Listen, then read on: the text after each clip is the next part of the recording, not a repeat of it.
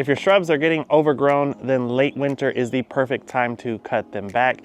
The reason is they haven't started growing yet. So if you wait until they get that big spring growth spurt and then cut all that off, then all the energy that your shrubs put into growing the new growth is now going to be wasted. So prune them early in the spring, late winter, before that happens. Let's get to it with these.